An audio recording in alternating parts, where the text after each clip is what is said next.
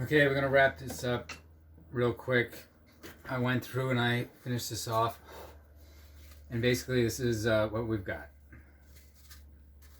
So we started with the original donut, full width all the way across. We tapered in the corners. Um, we created the correct out for this end, so now my hand placement is good. My fingers don't bottom out. My top edge is fat in the middle, skinny at the ends, so I can get a good best grip in the middle.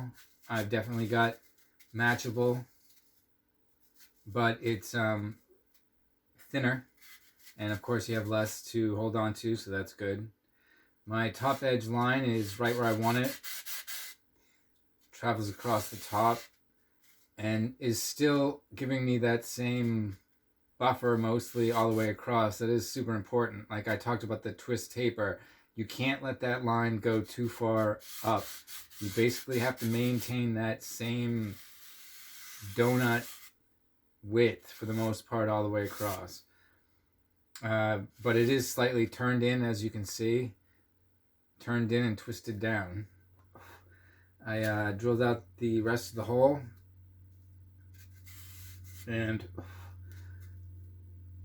polished it down. Like I went over and over and over it with a big piece of flat, soft sandpaper so that every surface is completely flat, or it's rounded, but you know what I mean. It's consistently flat all the way around. I try to use as little hand action as possible here, but you really sort of have to get inside the ink cut. I kind of warned against that earlier because it's just too easy when you get close to this bolt hole to get in your pocket, turn your brain off, and just start until you feel like everything is perfectly smooth. Then you look at it and realize, oh my gosh, I'm a millimeter away from the bolt hole. I've gone down too far. Like if I hadn't drilled that out and just did the center hole, I could literally work this in so much that when I went to do the cap screw top, I would break through. Like you really have to watch out for that stupid crap at the end of making a hole, because you'll spend an hour on something and think that it's good, and it could be good, and then at the last second you can totally ruin it. I just want to make clear that this hold right here is like a bucket. It's like it's good. It's for like putting bolts in practically. It's just so wide, so big, so give you everything handhold.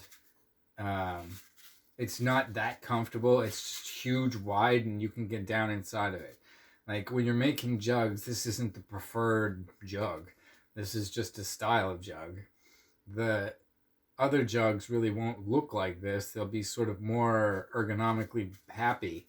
You know, they'll be fatter, a little more beefy, and I'm going to start to do the edge turns where it sort of breaks and goes up to the wall. And the hold itself is much more round. So this is going to sort of morph into a much fatter hold. Not that much fatter. It'll still be in the same line. But the hold is going to go from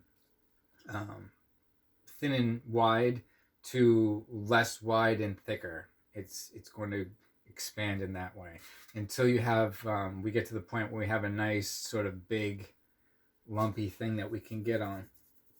At the same time, I do want to keep the holds wide. I don't want to have big tall. I don't have one to show you right now, but like the medium jugs are only about that wide. They're about the same height, but they're only about that wide. And I really want to have this taper going out far for the matchable holds.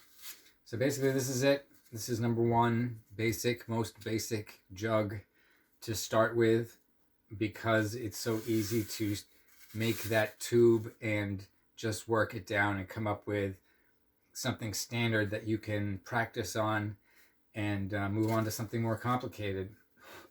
So I hope that helps. One medium jug. Color large.